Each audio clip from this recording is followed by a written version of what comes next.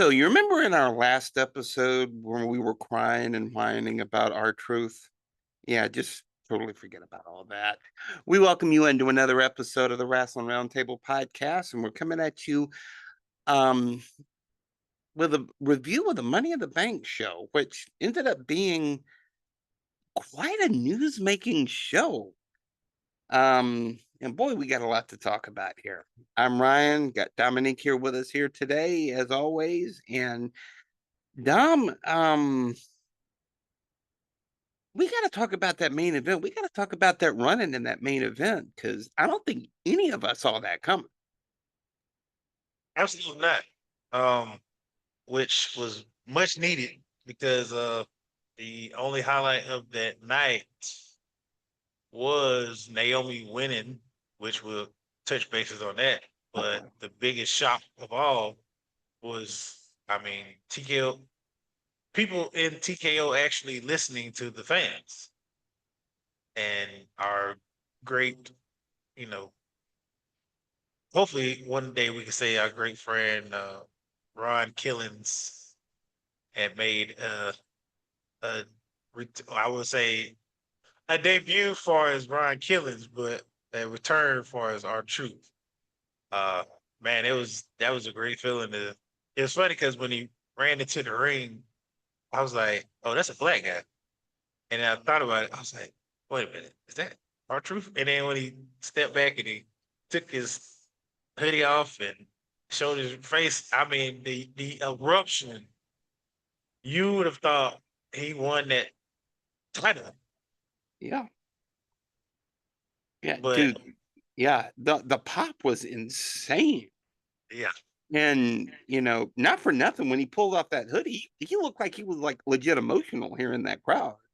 yeah, and I mean, like, if anybody go online and like just get on YouTube and type, our truth return reactions. I mean, it's a lot of wrestling fans and former fellow podcasters and stuff. Like the general reaction is like wholesome. Like everybody is like excited. Was like very, very, very. Oh man, it was like it was just watching Jay win the title at WrestleMania. It was like Hmm. Daniel Bryan beating Randy and Batista for the belt at New Orleans. It was a wholesome moment for sure. Yeah, it really was. It really was, and it kind of saved what was, to call it a lackluster main event. That tag team match is probably a bit of an understatement. Biggest spot was Logan Paul. I can't believe I'm even saying this, but him flipping on Jey Uso on the table was wild. And we've gone on record numerous times and said, and I repeat, Logan Paul in the ring is phenomenal. Yeah. Logan Paul, the character in person, maybe behind the character. Now I would say this: he did sign some prime bottles and gave to the little kids. I give him that, but the character overall, I could do without. Like I said last episode. Absolutely, absolutely. Well, we'll go into that match in a lot more detail later on, but let's just run down the card here and talk about each match. I mean, there are only 5 matches. Or like a piece of paper. I mean, not a piece of paper, like a corner of a piece of paper, not a card actually, but Yeah, exactly, exactly. I mean, I guess you could call that Dom Mysterio a match, but let's let's run down the let's run down the card here now. Um, Now, as we mentioned earlier, Naomi won the women's Money in the Bank match. That was the first match out of the gate here, and I think, first of all, she was the rightful winner. I mean, it makes sense. She's a heel. Like it makes sense for her character. But I got to give a shout out to probably the unsung hero of that entire match was Stephanie Vaquer because she worked. She had a match on Friday Night SmackDown. She had a tag team match earlier that day in that AAA NXT Worlds Collide show with Lola Vice. And then she also worked in that Money in the Bank match. Now, obviously, phenomenal athlete in great shape, but this stuff ain't fake. Predetermined, yeah, but this stuff ain't fake. But like I feel like at times the match was a little, I don't want to say sloppy, because obviously neither one of us could do what they did. But I felt like it was a little disjointed at times. But in the end, I'm glad Naomi won. And I think, you know, I feel like whoever she cashes in on is going to make for, it's going to make for a great storyline. I want to go on record as we kick off this and tell our fellow member in our group, Jeremy, that Naomi is not cashing in on Bailey. Not Bailey, excuse me, Becky. Let's not waste that cash in on the IC title, okay? It's the world. Naomi is not Austin Theory. Thank you. It's the world title in the heavyweight title, and either one is suffice. But the number one cash in she should go after is Tiffany, because I hate to say it. I mean, Tiffany's cool and everything, but it's a certain point in the title reign where things feel kind of, where do we go from here? And I feel like Tiffany's time has kind of like flamed out, because she's not wrestling Bailey, she's not wrestling. If she was even still there, Sasha, like I mean, who else is she? And then what's going on with the women's roster anyway? I mean, like Naomi got the Money in the Bank. Obviously, Bianca's hurt with a finger injury. Um, and like all we've seen from Tiffany is she defended it. She defended at WrestleMania. She did a rematch versus Nia Jax, and then that's it. Like absolutely nothing after that. And I mean, it's cool. She comes out and talks, whatever. And yes, we got the upcoming Night of Champions with the Queen of the Ring and the King of the Ring. But my thing is like, she's more of a placeholder for that title. And as phenomenal as she is in the ring, it's just nobody there, I guess, set it up for her. So it's kind of like her storyline doesn't make any sense. Like you said, with Naomi winning that briefcase, it only fits because like Naomi's storyline is so enticing. Like she's Mhm. top heel. She has this like three-way triangle going on with her, uh, Bianca and Jade. And I mean, the end game is the title. I mean, it don't make no sense that this run that she's going on ends with IC title, or just like her cashing in and losing. It don't make no sense. Like I feel like Naomi needs that title because, like, obviously, outside of her character, Trinity is getting close to the necessary end of her run. Mhm. And I know in recent stories, recent reports, like her and Jimmy is thinking about, working on the family and this and that. So, I want her run to be capped off with a title, and then, kind of uh, uh, uh, a hat toss, or, bow to the crowd at WrestleMania. Like anybody that, you know, gets ready to end their career should end it at WrestleMania. So, Yeah. and then, Unless you're John Cena. yeah, that's what y'all said. Yeah, of course. Uh, but yeah, Tiffany, I think, and then the way she got the belt, it was like, she won Money in the Bank, and she cashed in on Nia. But let's see what she does outside of having that title, because when she came into the main roster, she teamed up with Nia, and she was like Nia's sidekick. So she hasn't really outside of NXT. I haven't really seen her, be anything other than a sidekick. And then she eventually gets the title, and now it's Tiffy time. But I'm like, is Tiffy time strong with or without the belt? Like, it goes back to what we were saying. Like, is this person better a chaser or a champ? And Tiffy is good as a champ, but I need to see her chase. She was better as that sniveling heel chaser.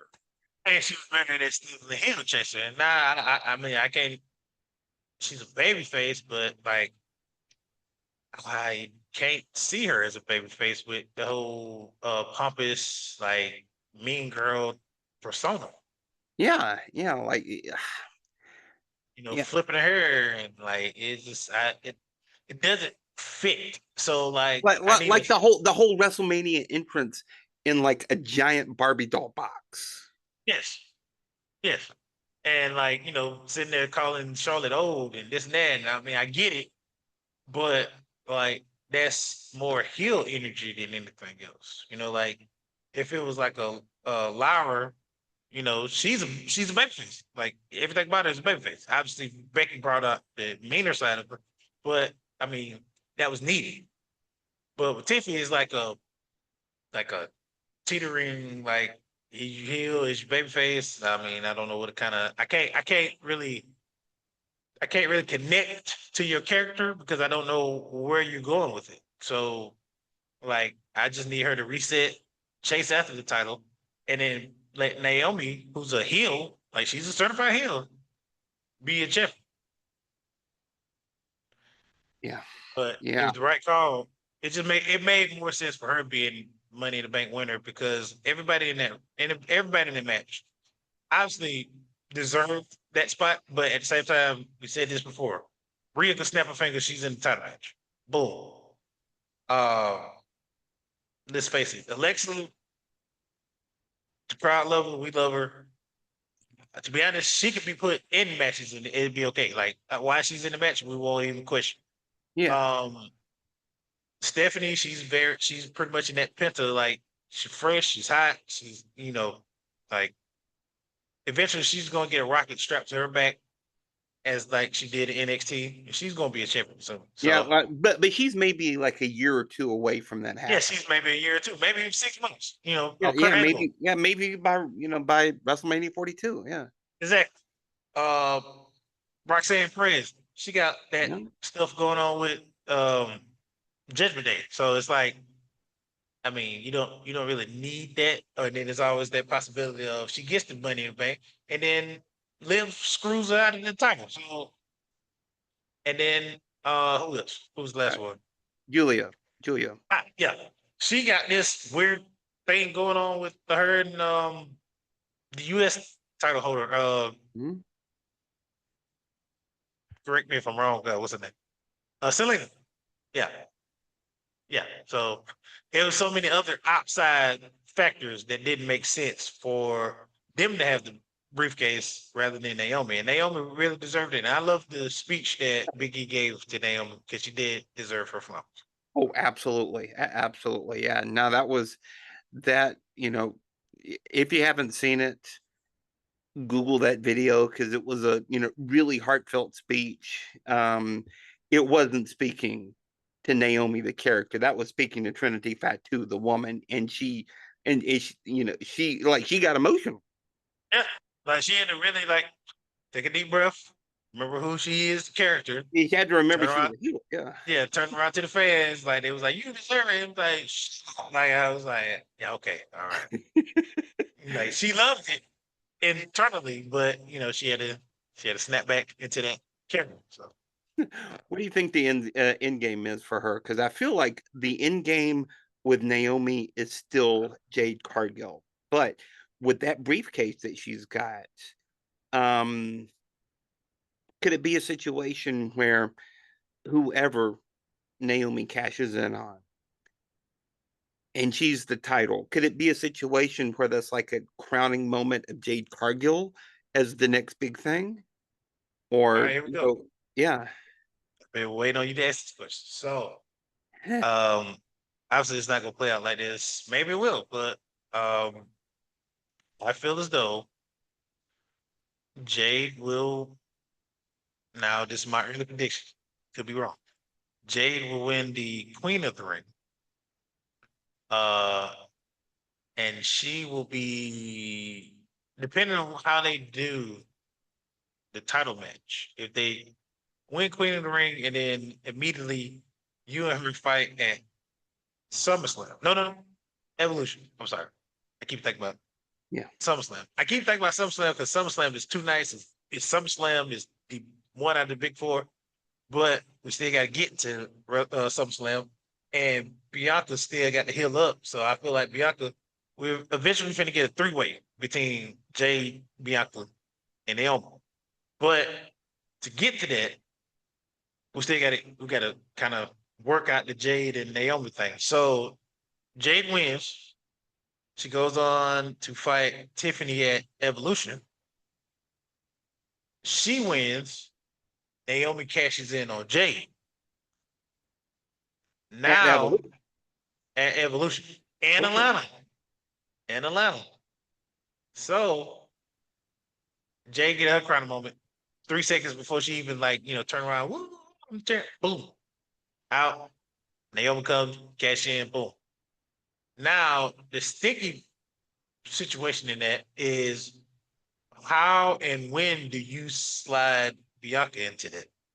Because eventually the end game is SummerSlam, them three. Naomi even said, and I quote, at the post conference, we had a post press conference. She said, because I think Vic had asked her or somebody, Big E or whatever. They said, "Are you done with Jade now that you got the Money Bank?" She said, "Oh no, this feud is forever. Like when you got beef with me, you got beef with me forever." That quote is from the guest star, the host of SummerSlam, Cardi B. So, Take your word for that, but yeah. yeah. I mean, Interesting. I can like I love the scenario. I definitely love the scenario. I feel like there's gone. my You're, bad. I mean, So as I think your about head's that, about to explode. Yeah. yeah. As I think about that, it brings me back to the whole situation where a couple years back we had Charlotte, Ronda Rousey, and Becky, and you know how that played out into a triple threat. Could it eventually play out in that version between those three women? I don't know. Could that possibly like be the main event for night one at SummerSlam? I wouldn't hate it. I love it because that's a lot of storyline wrapped into one, and it's like I love storylines that have a lot of building and a lot of um, as you like to say, layers layered on. Mhm. So Yeah, but you've also got a long time. We're recording this on June 8th. We've got almost 2 full months before SummerSlam. So right, you've got time to build, but you've also got Night of Champions. You've got another Saturday night's main event. You've got Evolution. You've got Great American Bash. You've got a lot of things, a lot of these ridiculously packed shows that WWE has over the summer. I could definitely buy that. I can definitely buy that. And speaking of that, Ronda Rousey, Charlotte Flair, Becky Lynch main event match. It's at the same stadium where they're having SummerSlam this year. MetLife in mm, East Rutherford, New Jersey. mm. I totally forgot about that. I'd kind of forgotten about that WrestleMania because it was like 19 hours long, but Thank God they thank God thank for the God they two made it nights, too huh? nice. Mhm. Yeah, but I think I think the biggest thing that came out of that match was just the fact that Naomi was the rightful winner. That was who we both picked. Um, Although again, I wouldn't have been mad if Stephanie Vaquera won it, but it's not her time yet. Yeah. I want to be on record saying that I wouldn't mind her winning either. I mean, like this weekend has definitely made me. I was somewhat a fan, but now I'm definitely a fan. Oh, absolutely.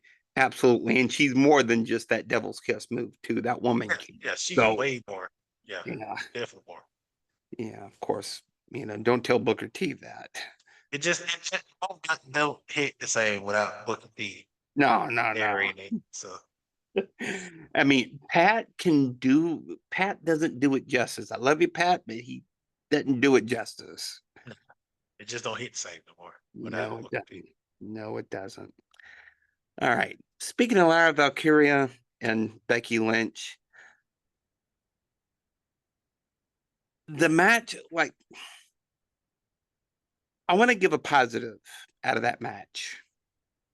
Like, I've said, kind of in as Lyra's star has started to rise,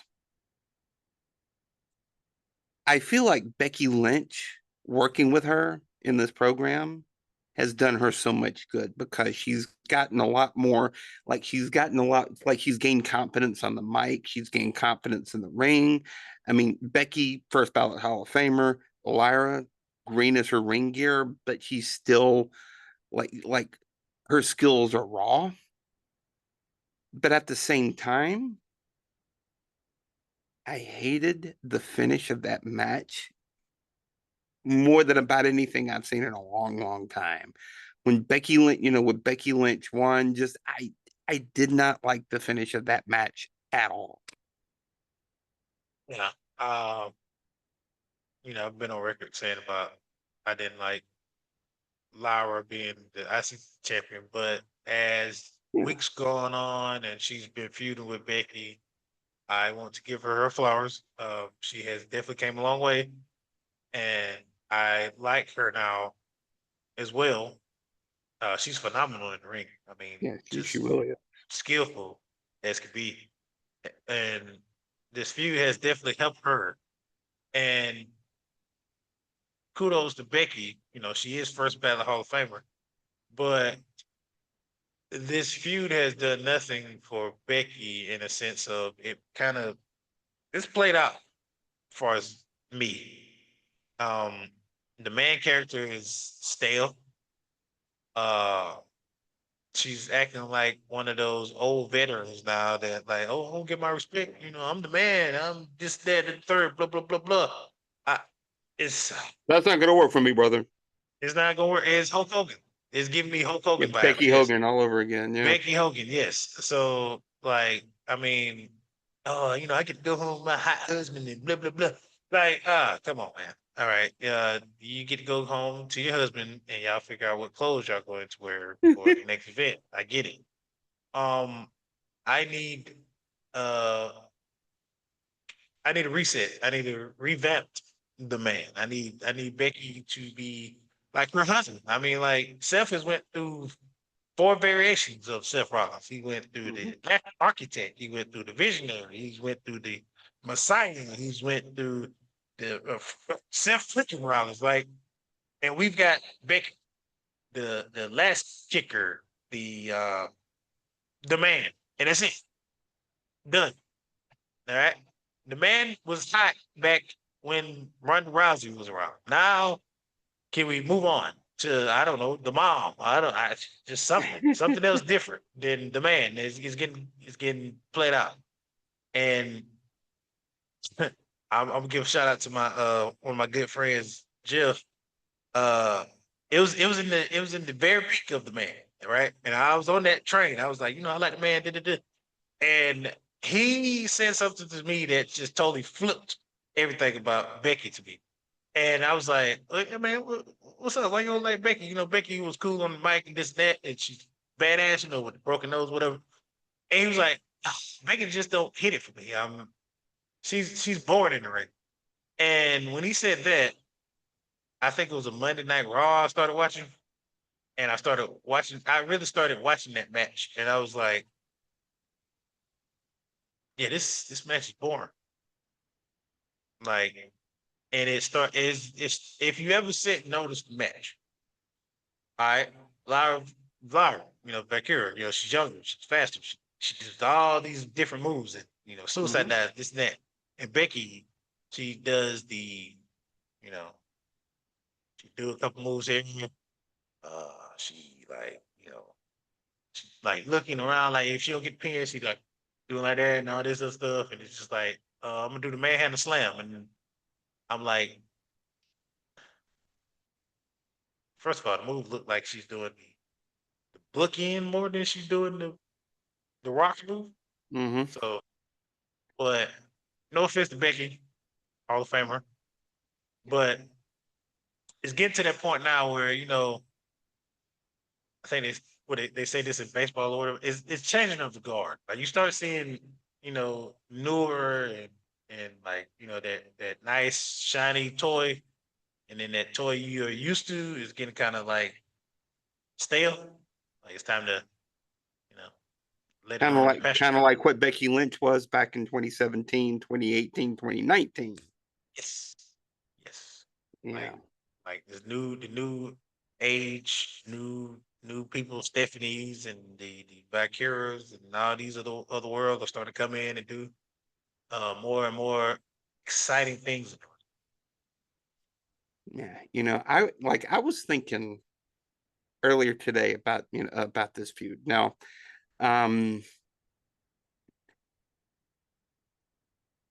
again, I've gone on record and saying I like Lyra. I think she's probably being pushed a little too much for how green she is right now.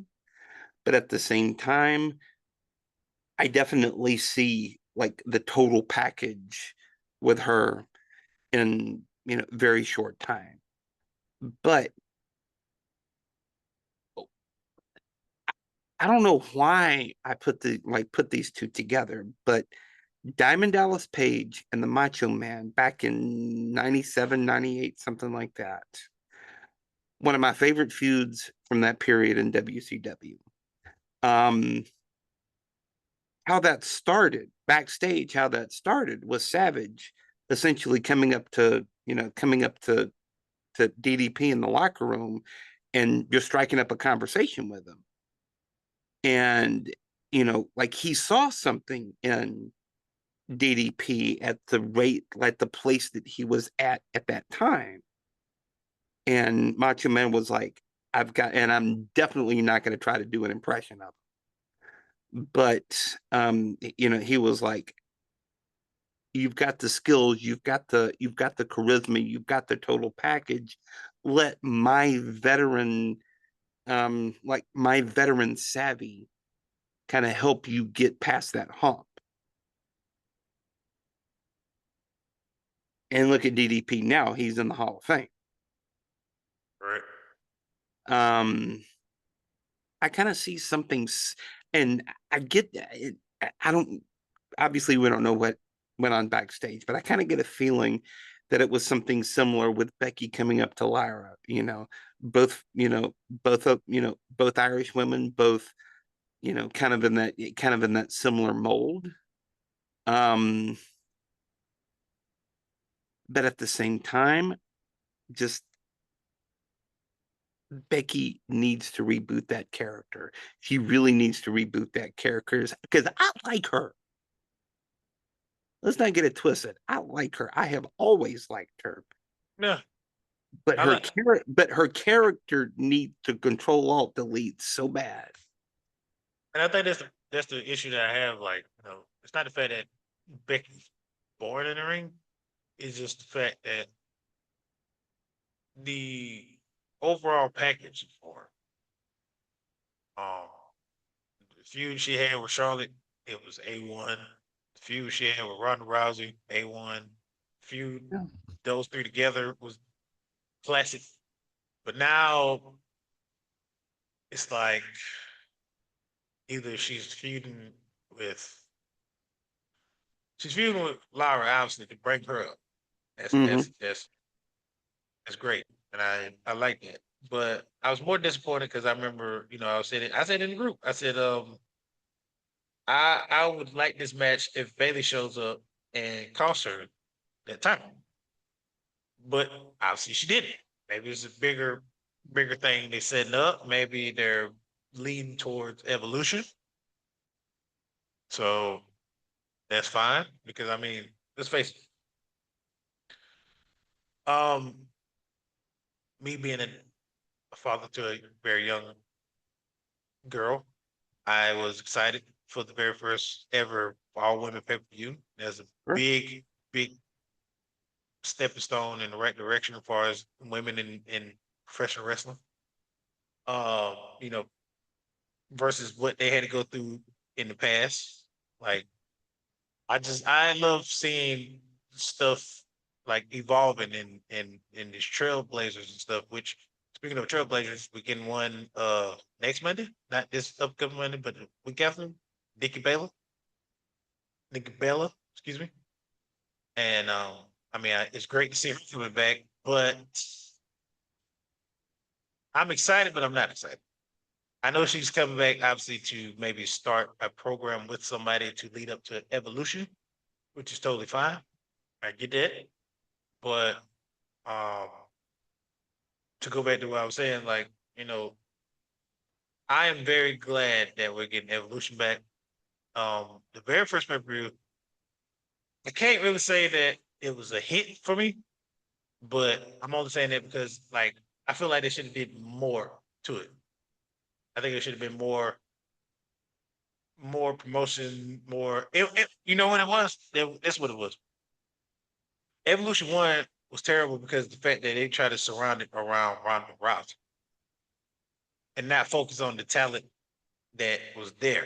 They try to boost it up around her because she's the big MMA fighter. She does Yeah. movies, blah blah blah, all this She crap. had the start. She So had the like, star power going in. yeah, she had star power going in. That's cool and all, but let's not forget the star power that was already there. Now, part two, I feel like they're going to focus more on the star power that they have. That's why Triple H said what he said at the post conference that he wanted to do part two after part one, but obviously stuff happened in between then and that. But they finally getting the one now, and it's only right that they do it bigger than before. And they have the stars to do it bigger than before. They have the storylines to do it bigger than before. So I hope, and I'm once again early prediction. I hope that we get quite a few surprises. Maybe we get Paige back at Evolution. Maybe we get Break my heart. AJ Lee. Well, it definitely wouldn't break my heart. You know, I my fingers crossed. Hopefully we get that. If we don't, at least we get one out of the two. That'd be great. But I just hope they do a lot with this second run of Evolution, and I hope that this is a consistent pay per view and not some just let's try this one more time, see if it goes well, and then if it don't, we just throw it away. Yeah, I just hope throw. it, Yeah, just throw it against the wall, see if it sticks. yeah, like Great Balls of Fire. I mean, dear God. But I hope Yeah, Evolution becomes a great staple in the PLE. So, yeah. I mean, I'm just like I'm looking over the original Evolution card, and this, it happened in 2018. The first match was Rhea Ripley and Dakota Kai, for crying out loud. I mean, yeah, that was a good match. And then you had and then you had a match, Nia Jax versus Ember Moon. No, Nia Jax won that battle royal by eliminating Ember Moon. Yeah, yeah. Now, um, you know, Tony Storm was on that card. Wow. Tony Storm was on that card, beating Io Sky, or Io Shirai, as she was known then, in the Mae Young Classic. Yeah, yeah, I remember that. See, it's like there was so many stars in that paper, well, PLE, excuse me. Yeah. But the thing they boosted up the most was like Ronda Rousey, Nikki Bella fighting. Uh, No, I no, mean, yeah, that. I no mean that. disrespect to Nikki Bella, but her going up against Ronda Rousey and you Becky Lynch, lose. Charlotte Flair should have been that main event. Period. Yes. Or Ronda Because that was a Rousey and classic. Rhea Ripley would have been better. Something. Yeah. I mean, to be fair, Rhea Ripley in 2018 wasn't the Rhea Ripley from 2025. By no Now no she means, has but evolved a great deal. yeah, by no means. But even then, though, they still kind of established themselves in NXT. So Oh, no, absolutely. yeah, Absolutely. But yeah, I think yeah, that's got a lot to kind of like got a lot to look forward to with that new Evolution pay-per-view. yeah, I'm excited. Yeah, yeah. And a little bit of extra incentive with you being a girl dad too. Yeah, Yeah. very much so. Yeah. Do you ever want to talk about Dom Mysterio and Octagon Jr.? Because it was a squash. Let's not get it twisted here. Yeah, that was quite right. I mean, the fact that I sat there and watched AAA, and then I'm gonna meet you at Money in the Bank, and I'm like, oh, okay, here we go. Yeah, you're gonna go across the parking lot to Money in the Bank. There we go. We get it. All right, y'all saw the card. It was only 4 matches, and then you started seeing the ticket sales. And you're like, oh God, I mean, the arena's barely filling up. We need to do something to pass the time. This is throw a random match in there. Let's get Dom in there. He got the IC title. We'll make sense of that. Yeah. And I get it because it showcased a AAA performer. I'm for that. I don't want to go on Yeah. on record not be for AAA because I'm excited for AAA. Yeah. But they could have did it better than what they did. There's just some randomness going on. Yeah. But Yeah. Could have made it a little sexier, I think. yeah. But then at the same time, it's like, come on, man. We get it. You don't want to put Dom against. I mean, like Jay wins the IC title. He's fighting all these people. He's fighting Braun again. But Dom gets the title and he fights who? Like he fights. Yeah. How can he have a legitimate title run if obviously number one he's going to have help. Number two, he's going to fight anybody physically non-opposing to him to make him look good. And that's fine, I guess. But I don't. At least they didn't put Dom against Mr. Iguana or whatever the hell his name was. At first, I was like, oh, he got a real snake. Oh, no, that's not. No, that was a fu- that Yeah, was that was like, that was a I puppet I, thing. I That had was to a look. puppet. I was doing something, and I wasn't looking, but I was like, oh, you got to. And I look, I was, oh, that's a fake one. Okay, but Of course, now to be fair, that fake iguana took a great Mexican destroyer bump. he did fantastic, fantastic. And I'm sorry, kayfabe, not fake, kayfabe. Yeah, yeah, Yeah, you can't know her. can't Yeah, use we that know word. we know kayfabe. Yeah, yeah, Yeah, she's great people. okay. But yeah, really not a whole lot to talk about there. But that men's Money in the Bank match. First of all, the match was phenomenal. Okay. That's phenomenal. I am. I, I hate that Seth won, but at the same time, I'm no disrespect to all the performers in that match. I loved it because the guys showed up just as well as the women, and we finally got what this great man across from me here on the pod. This man called it weeks and weeks ago when we even talked about Jacob and this rocket strapped on his back. My man Ryan said we are going to get the most biggest pop when he finally says, "I hate you, Solo." Oh, and yes, I marked out like a child when that happened last night because first of all, it was so perfectly in character because Jacob Fatu had already interfered with the match. Solo was climbing the ladder. Jacob just grabs his foot.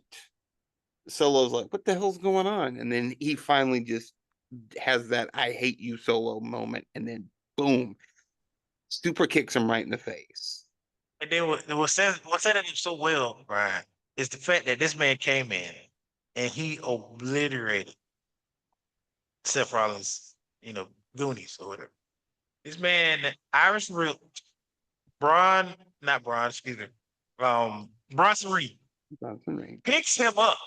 I mean, like, picks him up. It wasn't even like a strain or anything. Lifts him in the air and then, like, dropped him for a Samoan drop. Like, this man is That Bronson Reed is what 320 300 pounds, and something pounds. And he lifted him up like a loaf got of a bread. 30-inch neck or something ridiculous like that. Yeah, like this man had a telltales with him and Braun Strowman. And it was like these dudes are like together. They're 700 or 800 pounds together. And like this man lifted him up in the air like he was a loaf of bread and came down with him. And I was like, yo, we need that match between them two or Braun Breaker and Jacob immediately. Like, take my money now. Ron Breaker, Jacob Fatu could main event WrestleMania 44 probably. Main event SummerSlam. Or main event SummerSlam this year for that matter, because that match is money. Those styles are just too perfect together. They can cut killer promos against each other. Just give them 20 minutes and just let them loose. Let those two dogs eat. Men them size should not be able to do what they do. We're talking about guys that are damn near 300, 400 pounds and moving like a gazelle. Yeah, to be fair, Ron Breaker is a former college running back. I mean, he's still got that straight line speed. But Jacob Fatu is 280 pounds and moving around like he's a damn cruiserweight. I mean, he moves around like he's just he starts out bombing. He's like just the guy is unreal. Like he need to be in every storyline at this point. Like him and Solo, him and Roman together, and something like he needs to be plastered in Raw and SmackDown and let that man cook because it's never a dull moment when he's on the picture. Like he's on the show. He's never a dull moment. And then Brian Breaker with that spirit. He's like the spirit that mask right off of I'm gonna go you gonna say it, Chad Gable. I'm not gonna say his alter ego, but he's like the spirit that damn mask right off that dude's face. That spirit is ridiculous. And then when he leaves his feet, like it reminds me of Kurt Angle when he went through no. Shane McMahon when Kurt Angle threw Shane McMahon through that glass window and just it's like that. Like every time Brian spears somebody when he leaves his feet, it's like that.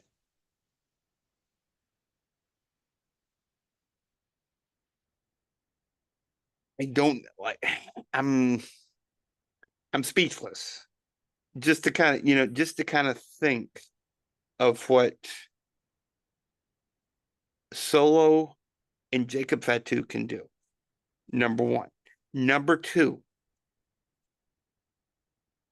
Jacob Fatu needs to, just strap one of Elon Musk rockets to his back because that dude is the second coming of Umaga. And I don't even care. I don't even care that he's not his real wife's. That could be Umaga's son. And Umaga couldn't even move like that. No, absolutely not. Like he was more powerhouse than anything. Like this is a perfect blend of power and speed and agility, and it's unreal. And then like shout out to Solo. Let's MVP of that match. Like he's really came to his own from being the quiet like enforcer to just the comedy relief, but also like imposing as well. And like, man, the program they finna start with them two is finna be crazy. Do you do that at SummerSlam or do you let that cook for a little bit? Because I think you got to start the program at SummerSlam, but you don't have them, you don't have them blow off a match until maybe even later on in the year, or maybe even, like Royal Rumble time. Well, I think you got to let that one cook.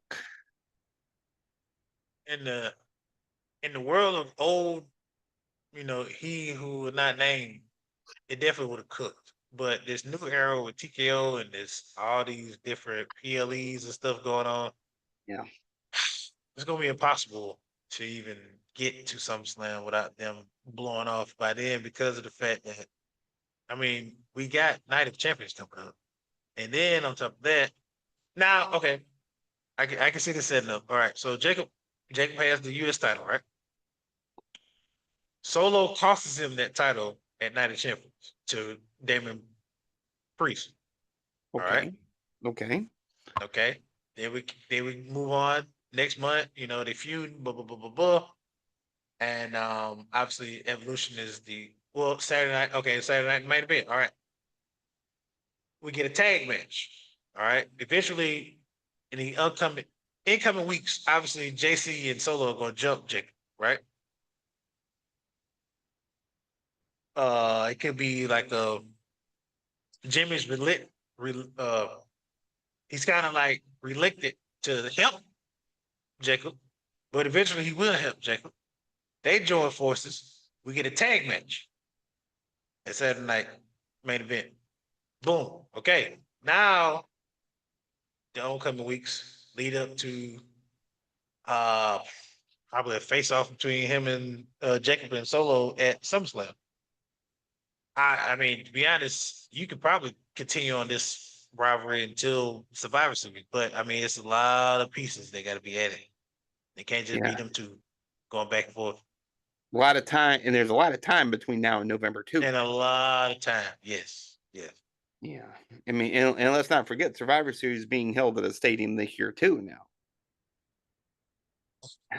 Think about this. Yeah. So I mean, yeah, now it's being held at Petco Park, home of the San Diego Padres. And you know what? It sucks because we know why Roman has to stay away. Obviously, he's working out, covering, and like trying to keep healthy. But him being away really hurts the direction you could go with certain storylines. In a sense, Agreed.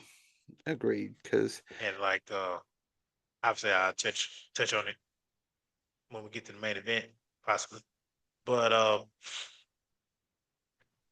I really want I'm ready for I mean anybody can say this like anybody I'm sure feels the same way as I do. Like the storylines are good, but when Roman's involved, it adds more to it. It adds more of a blockbuster feel to the storyline. I mean, like just simply him and Cody going at it back and forth, that was money. And then, when he lost the title and Cody was fighting what Solo and his Goonies or whatever, that football stadium vignette was blockbuster. It was money. Like it was like, yeah, like I was like, oh wow, we really, doing this now. Like WWE is really getting big. And now it's like when Roman's not involved, it's kind of like, well, what the hell TKO doing and what's going on? And like, and to sit here and say like, I hate to say it, like I get it. Cody is quarterback one, but quarterback one to a minor league team compared to Roman being the quarterback one of a NFL team. Because I mean, Roman is Tom Brady and Cody is more of Brock Purdy.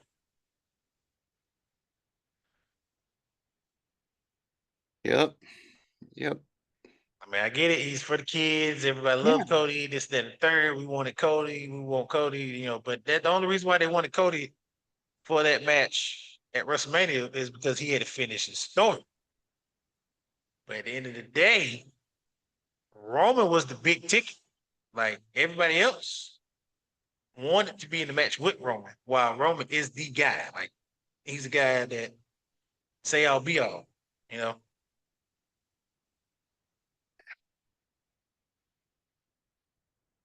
On a quick side note about Roman Reigns. Speaking of our friends at TKO, the story that came out about trying to renegotiate Roman Reigns' contract. It's diabolical. Answer me this. That man, Roman Reigns, held that title for 9 million days, helped carry WWE through the pandemic, through the empty arenas, the Thunderdome, all that stuff. And still was selling t-shirts, and still was selling tickets, and still was selling pay-per-views, and still was selling, Netflix subscriptions, and a big reason why they're on Netflix every Monday night to begin with. I don't get that. I really don't get that. No, I don't like it at all. I mean, he's the reason why ticket sales are sold out. And I mean, just Yeah. mentioning the man a week before his appearance, or even just posting his appearances online, people are going to eat it up. Like, oh, Rim's gonna be there. I gotta be there. I gotta, I gotta put my ones up. I gotta put, this, that, and third. And then the simple fact of the matter is, Seth Rollins' whole storyline is basically revolved around Roman Reigns. The man has basically his own version of Bloodline. None of them are related. But the simple fact that you got three guys, future of the WWE, this, that, or third, whatever, cool. But Solo pointed it out on last Friday night SmackDown. He said, "What are you supposed to be? You supposed to be Roman?" And he looked at Braun. He was, "What you supposed to be? Right hand man, Jey Uso?" And then he went to break. He went to Reed and was like, "What you supposed to be? Me? You supposed to be Solo?" I mean, you got the wise man, and they keep calling Paul wise man.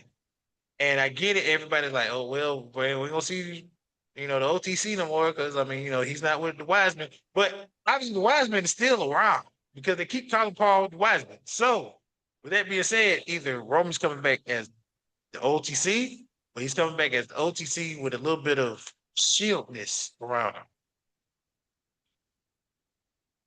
Because I mean, at the end of the day, like we was talking about before we started the show, the end all be all, as I said, Roman is the blockbuster hit. He's the one that's going to bring asses to the seat. Seth winning that Money in the Bank is fine, but I only hate it because now I get it. Him cashing in on Jey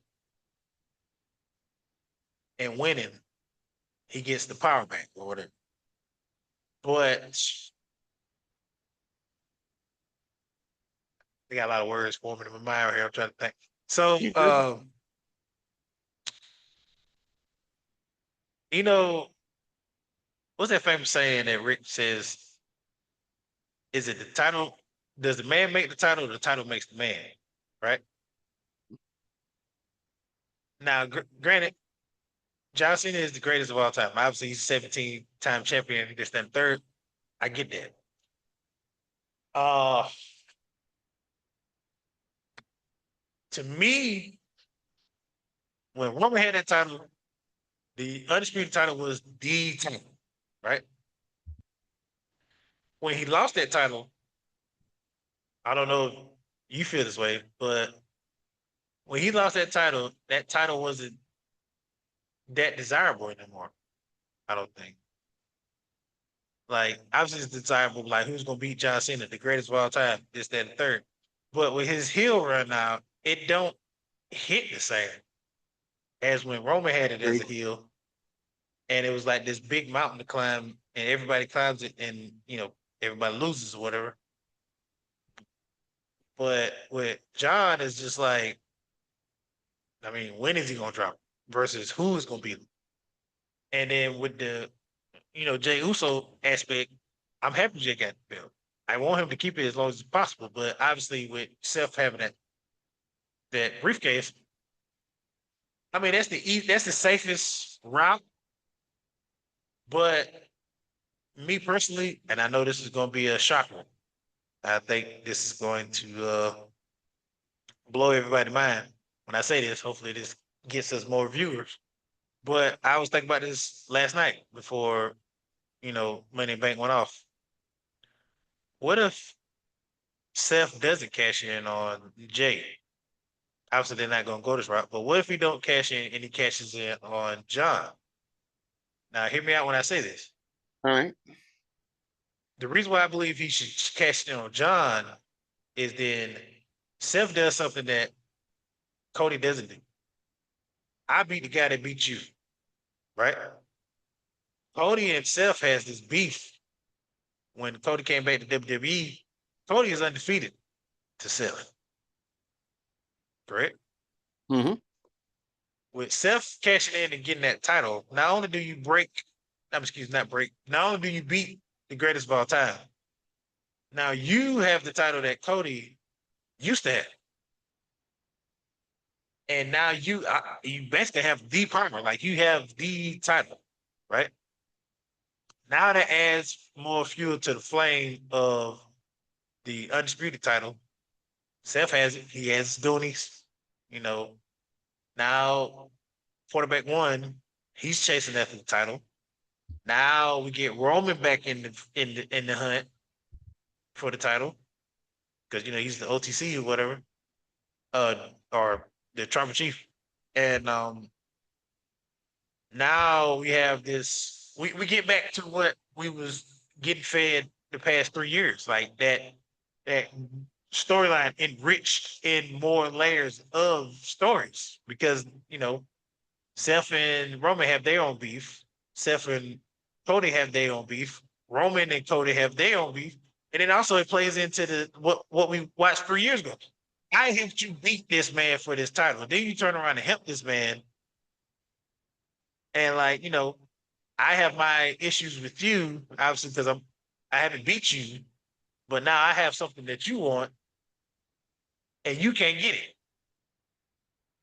And then it comes into Cody and Roman, we need to join forces to fight Seth, blah, blah, blah, blah, blah.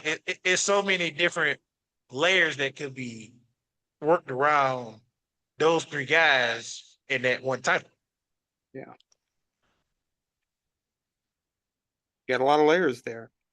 I know Obviously, that's my word. You got a lot of layers there because so it's I instantly thought he could go for Jey, but then I was like, what if he don't? What if he goes for John instead?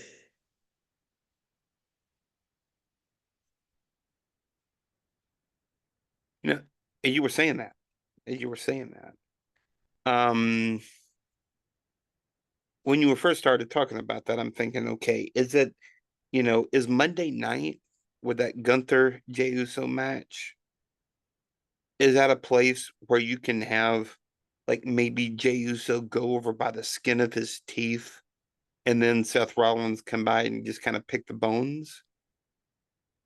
Or do you go that route? Do you have Seth Rollins cash in on John Cena? Which, I mean, we've been seeing some hints, and we're going to get to the main event here in a bit, but we've been seeing hints. We've been seeing kind of chinks in the armor of John Cena not really buying into like the brainwashing maybe going away, so to speak.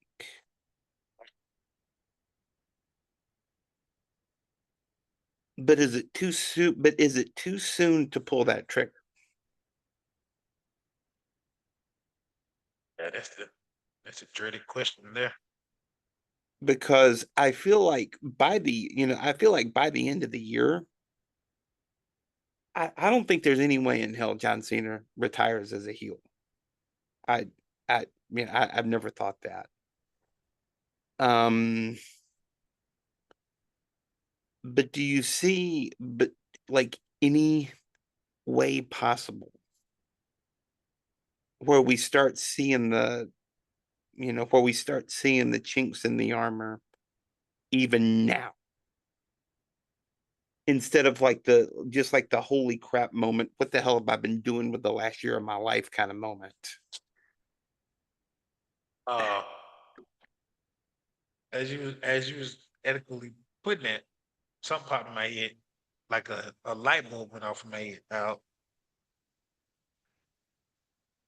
if John Cena comes back and be a face, right?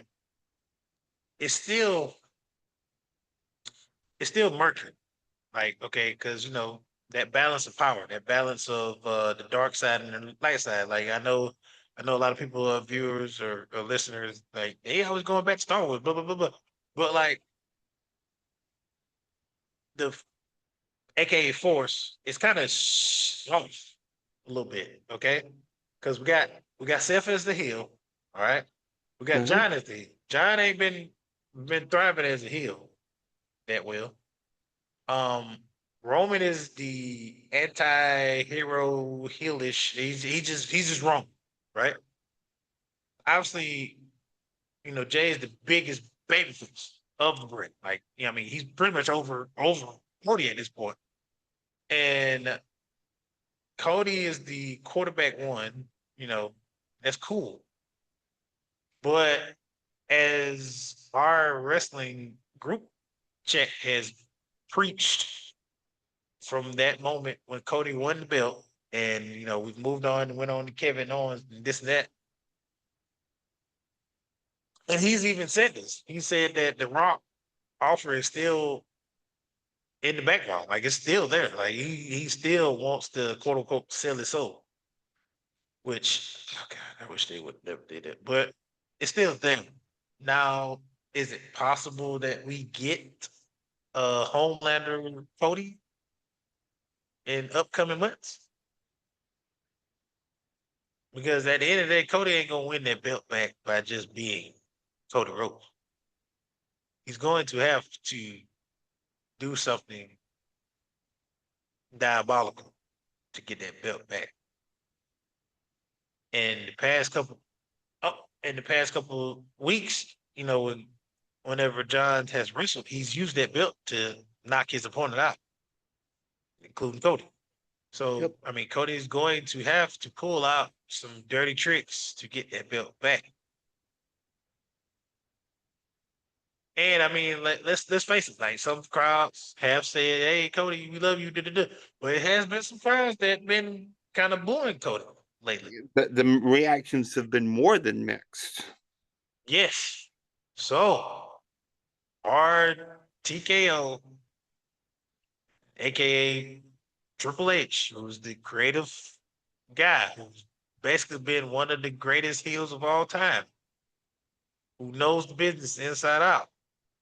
You can only be babyface for so long till the crowd eventually makes you into a heel. So when eventually are they going to pull the trigger on Cody cracking and going into the dark side? I mean, that could definitely be a way to get John Cena's babyface heat back, because if Cody turns on John Cena, like you can almost have like a Bret Hart, Stone Cold Steve Austin kind of it kind of vibe going on from, what was that, WrestleMania 14, 15, something like that. And I mean, if you go back and like remember what John has been saying in the promos about Cody, he said, "You are basically trying to be me.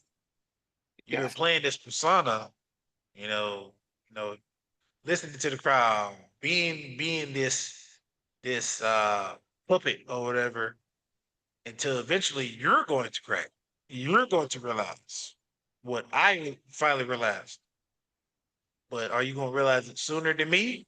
Or are you going to continue doing this and, eventually get towards the end of your career and then snap?" So, And look, even Dusty joined the NWO at one point, which is which was stupid, don't get me wrong, but that's the all people in NWO. I mean, I think you and I are both NWO members at one point that got so stupid big. I, yeah, the fact that Dennis Rodman was in the NWO is still. It's the fact that we had a match between Dennis Rodman and Karl Malone and Hulk Hogan, and was Let's not forget about Jay Leno now. it? Oh God, yeah. Jay Leno and Kevin Eubanks. Let's not The times that were. let's not go down the rabbit hole. Yeah, let's not go down that hole because that hole is very deep and very weird. Yeah, it's very deep and very weird, and yeah, let's not go there. Let's talk about that main event, shall we? Talk about it. We kind of hinted around on it, but it was, of course, John Cena and our dear friend Logan Paul against Jey Uso and Cody Rhodes. Now, let's not get it twisted. The match wasn't good. The match was kind of lackluster. It was kind of blah. It was cartwheeling in the match. Yes.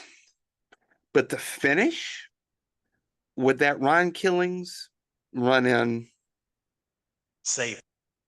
it just like really saved it because the like we spoke about it earlier, the ovation that man got when he pulled that hood off blew me away because like so many people like when he slipped into the ring and thinking, okay, this guy's black, is that our truth? Is that, oh, son of a gun, it is our truth. um I mean, first of all, I think it's like the closest thing at being a lifelong WWE fan, the closest thing that I've seen to like a fan movement like that is probably Daniel Bryan in WrestleMania 30, getting in the main event against yeah, against Batista and Randy Orton. Um,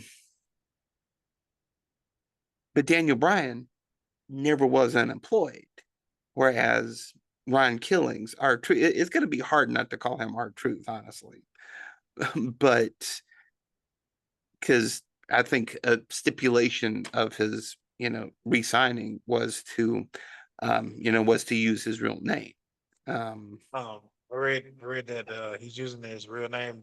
So once he's done with his final run with WWE, outside of WWE, he could use his name. Like he basically want to get steam behind that name going into like indies and other stuff that he right, plan on doing outside.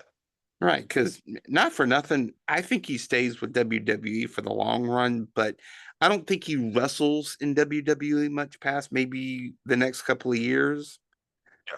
But I think he and Kathy Kelly were trying to put together a panel show at one Huh. point, like a, like a talking smack kind of panel show. Speaking of, R-Truth has R-Truth because that's what we know him as, but Yeah, I mean, he has some very Hall of Fame segments in Talking Smack or Talking Raw or whatever. Like yeah, one of the segments is all time great is him talking to uh MVP and Bobby Lashley, and he was talking about peanuts, and he was saying that you look like you can put a lot of nuts in your mouth, and I was like, hey, yo, yo, pause, pause.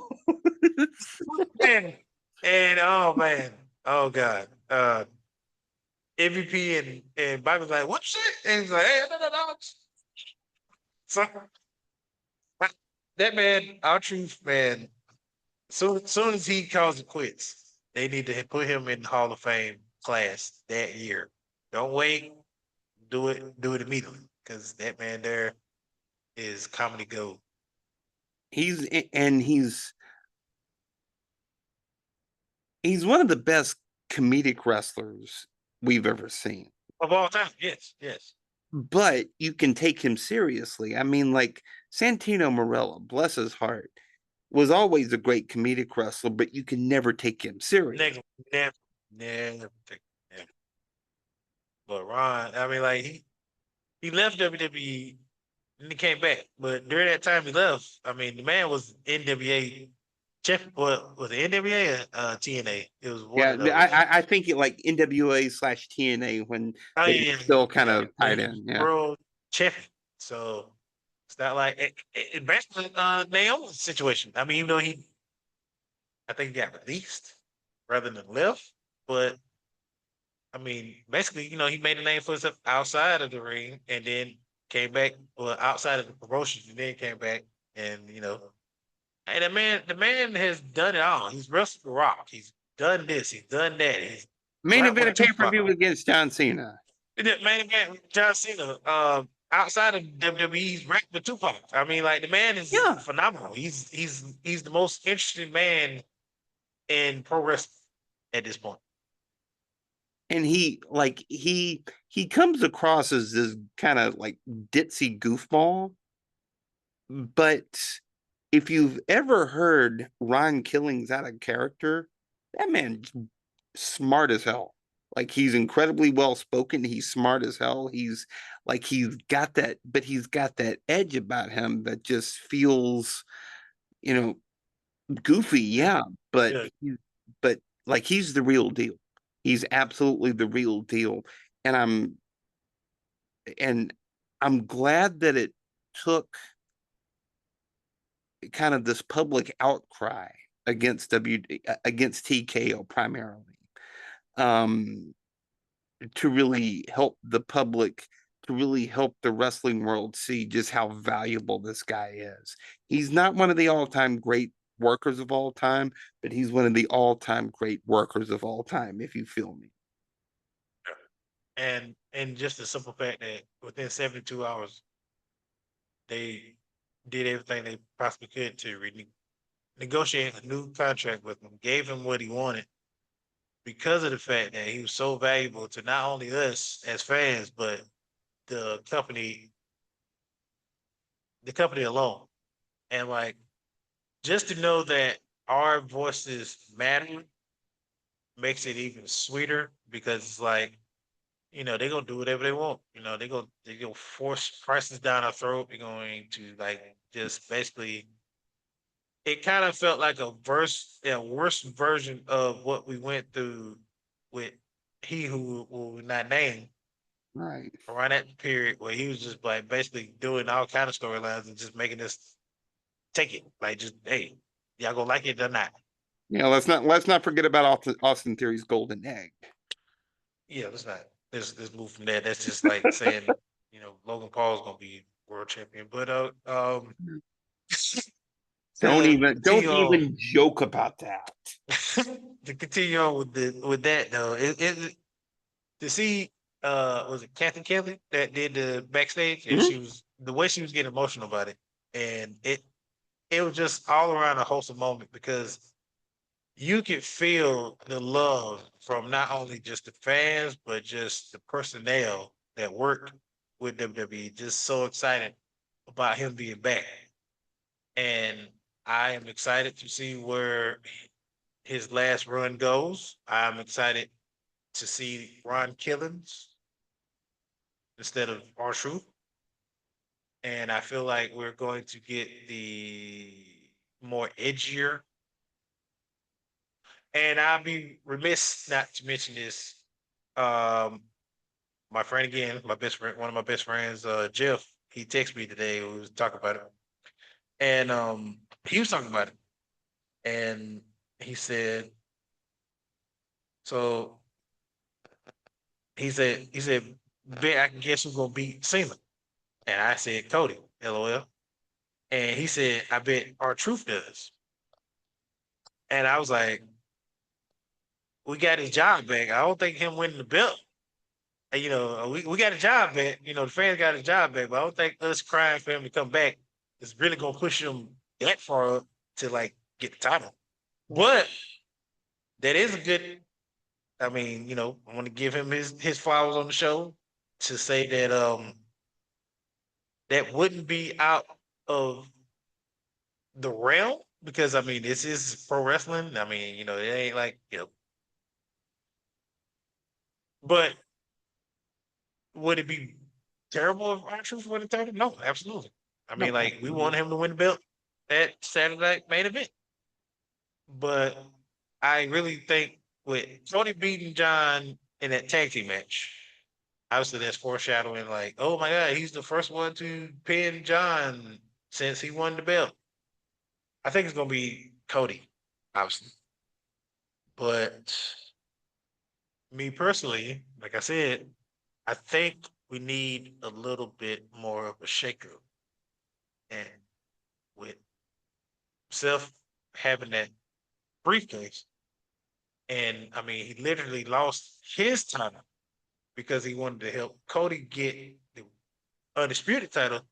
It just makes more sense To stick it to maybe not so much help Cody, but to stick it to Roman Reigns. to stick it in Roman Reigns. Yes. So not only would that even put more ammunition into the fire, like, look, I took that belt away from you again, Roman. Like, I took it away from you at WrestleMania, was 31 or something like that. No, no, no, not 31. Just he took it when he wrestled Brock Lesnar, but then Right. turn around again and get it from Cody.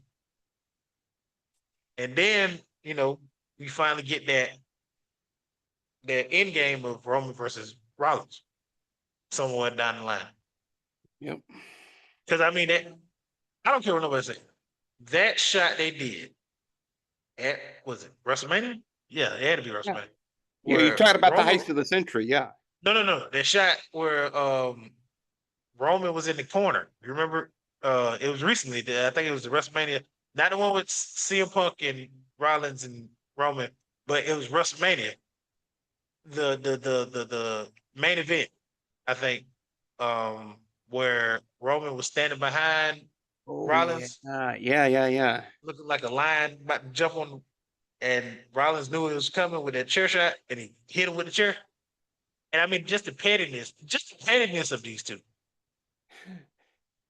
Roman said, if I had a chance to do it all over again and lose the belt, lose the ring, this and that and there, I'll still do it. Now, if that ain't pettiness, I don't know what is. And let's also not forget that cage match back in Madison Square Garden Oh where yes. CM Punk and Seth Rollins, and then Roman Reigns just snatched both of them out of there and just totally wreck Yeah, shop. he didn't care himself. CM Punk, he just wanted his hands on Seth Rollins. Yes. So, like, I mean, anybody can say where the storyline is going, this, that, and the third, but like I said, Roman Reigns is the blockbuster ticket. So you can't tell me that tickets won't sell out if we get a Roman versus Seth or Roman versus Seth versus Cody. Like, you want to sell tickets. There you go. Yep. Yep. TKO, if you want our address, you can simply email us. I mean, Or I can just walk 15 minutes down to the world hey, headquarters and deliver it right. myself. Yeah. I mean, just come on, man. Just hit us up. Like, Yeah. I'm really getting sick and tired of y'all not sending us anything for all these free ideas we're giving y'all. So Y'all, how many times have I sent resumes to y'all? Come on. All right. Last but not least, Monday Night Raw coming out. We got Gunther and Jey Uso in the main event, confirmed to be the main event for the title. What do you think goes down?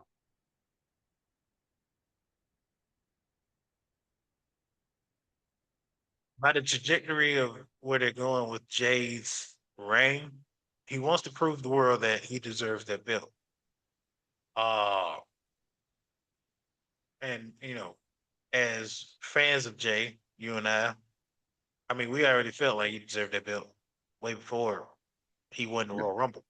absolutely. Uh, I feel as though with them playing you're stretching yourself thin. You're burning the candle too bright. Like, I think it's going to be like you said. He's going to win by the skin of his teeth. He's going to miraculously win it, right? And everybody's excited. Whatever. And then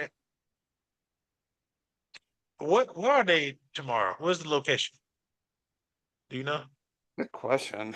I don't know off the top of my head. I want to say they're still kind of like in the LA area, kind of not in LA, but kind of in the surrounding area.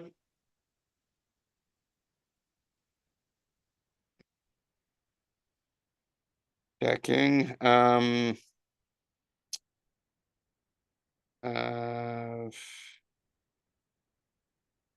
Phoenix. Phoenix. Yeah, so they're still out west, but not in Cali. Still out west. Yeah. You know me. I'm always gonna throw that big scenario. Uh, with Seth having that briefcase, obviously it could be any given moment he try to cashes in on the world title. I wish he doesn't, but that's his baby. That's the title he made relevant. Blah blah blah blah. I get it. So he cashes in. CM Punk makes an appearance, tries to stop him or whatever. Could Roman make his appearance? That's what That's I'm a thinking.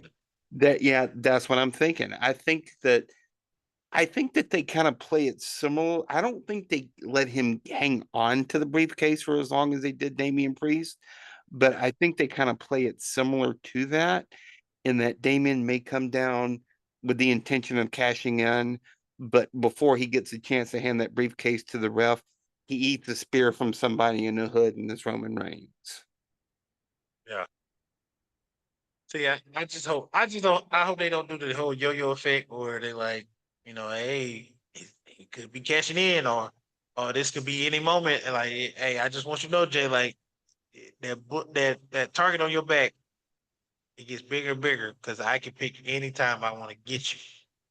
But uh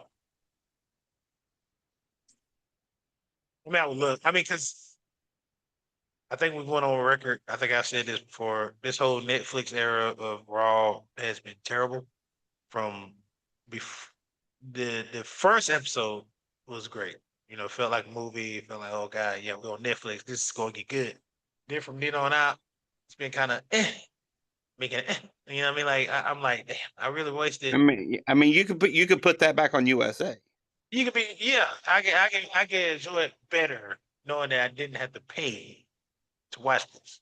Yeah. But I mean, from last night, well, we got our truth back. That made me feel like, oh God, we finally finna get more excitement like this going forward. Possible. So, what better way if Seth tries to cash in, we get Roman, right? We haven't seen him since WrestleMania once again, and I mean, we literally went through multiple PLEs and pay-per-views, and we still haven't seen him. Last year, it took to what? Uh, I don't know. I I can't think it remember. took you damn near SummerSlam. Yeah, but close to it. I mean, at Yeah. least, but it's just too many. There's too many variables going on for Roman not to make an appearance now. Now, granted, could be working on a new movie. I don't know, Yeah. but it's time.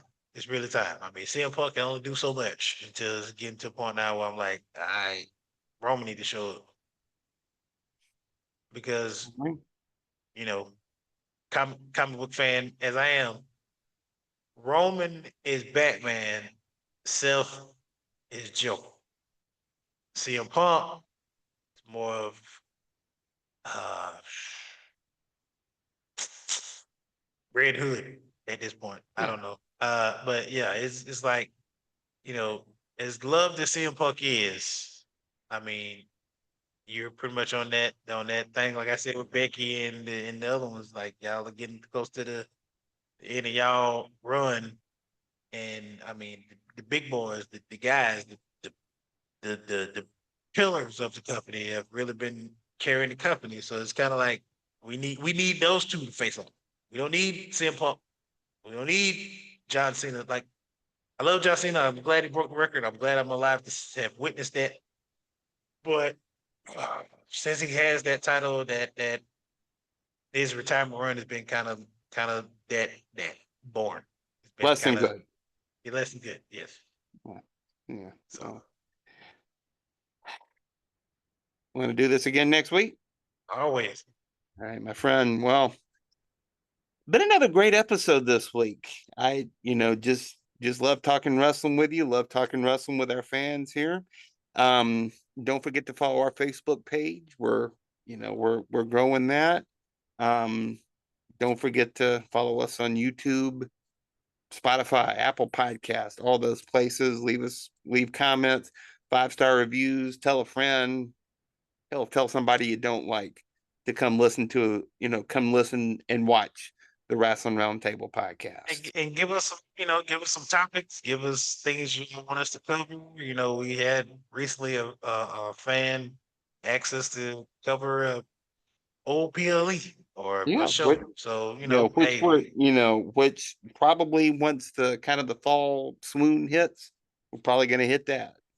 yeah, yeah. Once we kind of like get throughout this old back to back to back to back to back of PLEs and glorified home shows, house shows, we're gonna need some material to give to you guys. So, Yeah, you know, absolutely.